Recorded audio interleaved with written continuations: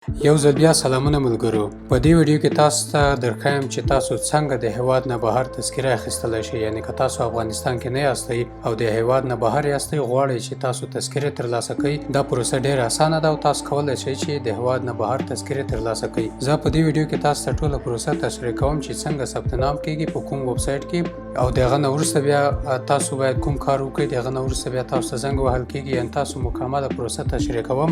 زموږ سره تر پایه پاتې شئ، زموږ ویډیو دقیقه تعقیب کړئ او پاتې د نوي زه امیر شایم د SHAHtech چینل سبسکرایب کول مو هیر نشي، ترڅو زموږ د راتلونکي ویډیوګانو خبرتیا ترلاسه کړئ. په همدې توګه زموږ سره همکاري وکولی شئ. نو د ثبت نام لپاره تر ټولو لومړی راځو یو ویب سایټ ته. یو بروزر کې تاسو خلاصوئ e-consulate.NSIA.gov.af لکه دلته.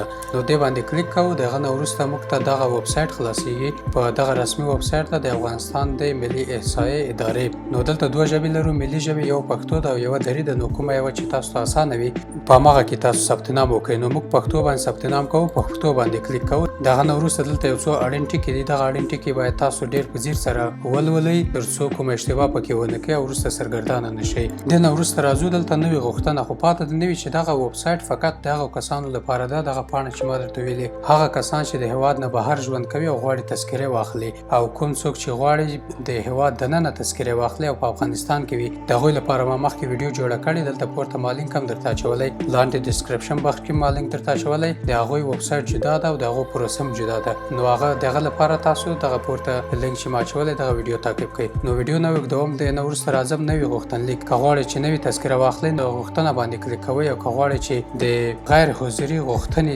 څارل وکړئ، یعنې کومه فورمه چې تاسو ډکه کړې دغه نه وروسته بیا په دې باندې کلیک کوئ، او که غوښتنلیک اصلاح کوئ کوم اشتباه وي پکې بیا په دې کلیک کوئ. نو موږ راځو نوي غوښتنه باندې کلیک کوو، نوي تذکره اخلو. دې باندې چې کلیک وکړو دغه موږ ته خلاصیږي. دلته څلور پوښتنې لري. یو د نوي تذکره اخیستل، که غواړئ نوي تذکره واخلئ. دویم د مستند تذکره اخیستل، که تاسو مخکې اخیستې وي هغه غواړئ تمدید کړئ. او دریم د تذکره تایید، یعنې که غواړئ تذکره مو تایید کړئ، هغه تایید شوې نیټه پچ پې لګیږي. او دریم د تذکره اصلاح، یعنې که اصلاحات پکې راولئ، کوم اشتباه وي د نوم یا د تخلص یا د سن د عمر، نو په هغه صورت کې بیا تاسو تذکره اصلاح باندې کلیک کوئ. نو موږ راځو د نوي تذکره اخیستلو باندې کلیک کوو، نوي تذکره اخلو. بیا هماغه اړین ټکي دي، دغه اړین ټکي باید تاسو ولولئ. دلته لاندې دغه فورمه ده، مکمل فورمه ډکوو. ټوله پښتو ژبه ده او ډېره اسانه ده.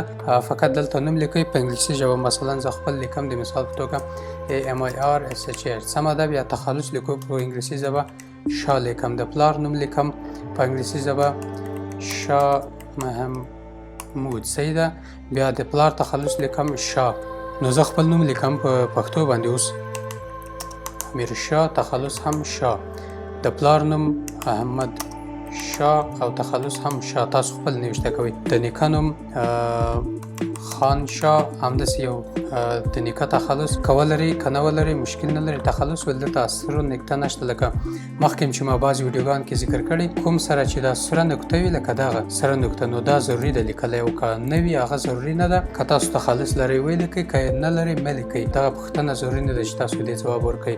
دغه نه وروسته د زیږېدلو ځای افغانستان ولایت پکتیکا ولسوالۍ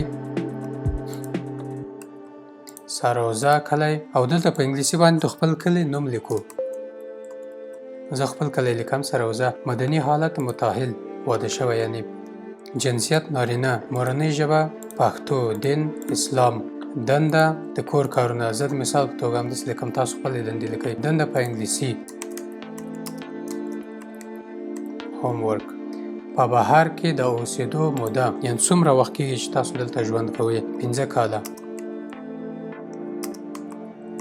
قد په سانتي متر 2 د سترګو رنګ تور، د پوستکي رنګ غنم رنګ، د ویښتانو رنګ تور، وریځې کشاده. نورې نښې که لرئ ولیکئ، که نه لرئ نه لرم ولیکئ. نه افغانستان ته د وروستي ځل د راتګ، یعنې په کوم نیټه تاسو راغلي واستئ افغانستان ته.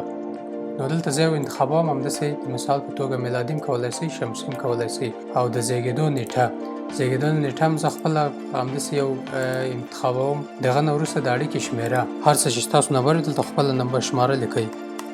زه همداسې یو څه لیکم. برېښنالیک، خپل برېښنالیک لیکئ. اصلي استوګنځي بخش کې دلته ولایت انتخابوئ، تاسو د کوم ځای یاستئ. زه مثلا پکتیکا لیکم. ولسوالۍ سراوزه لیکم. اصلي استوګنځی کلی په انګلیسي، بیا په انګلیسي باندې ده. فعلي استوګنځی یعنې تاسو په کوم هیواد کې اوسیاستئ.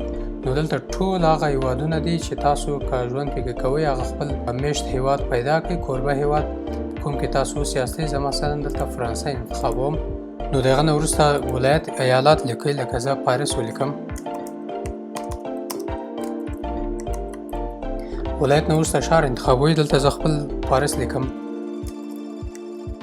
اصلي خپلوان 2 تنه افغان تصدیق کوونکي، لکه مخکې چې ما وویل دلته تاسو نه ضمانت کوونکي غواړي که تاسو مخکینی تذکره نه لرئ. نو ملګرو خپله فرما مې چې ډکه کله بیا ضمانت کوونکی چې هر رقم وي تاسو خپل ضمانت کوونکی انتخابوئ. که اصولي خپلوانو څخه وي د هغه لپاره یو فرمه ډکېږي، یو ضمانت کوونکی پکار ده. او که 2 تنه افغان تصدیق کوونکي وي د هغه 2 تنه باید اوسي، د هغو فرمه ډکه کوي.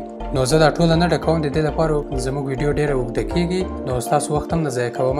دلته فقط ټول هر څه پښتو باندې لکه څنګه تاسو خپل ځان ته ډک کړی وئ، د پلار نوم، د نیکه نوم، خپل نوم یې، د هغه نه وروسته بیا تذکرې ډول انتخابوئ. یعنې تذکره الکترونیکي لري که کاغذي لري. که الکترونیکي لري هغه عکس ته نه اپلوډ کوئ، که کاغذي لري د کاغذي یو څه مشخصات درنه غواړي، لکه د کتاب کال، جلد، پاڼه، د ثبت صکوکو ګڼه، ورځ، د میاشت یا کال. دغه تاسو د کوم ځای نه اخیستلی شي. یعنې دلته تاسو چې خپله تذکره کاغذي خلاصه کړئ په هغه کې بیا دلته په دې بخش کې لیکل شوي دي، لکه تاسو چې وینئ دلته د توک ګڼه، جلد اول قلم انداز او د پاڼې ګڼه 1 ده او دغه د ثبت ګڼه ده. دغه نه وروسته دغه کال ده چې هلته تاسو نه غواړي ورځ، میاشت او کال.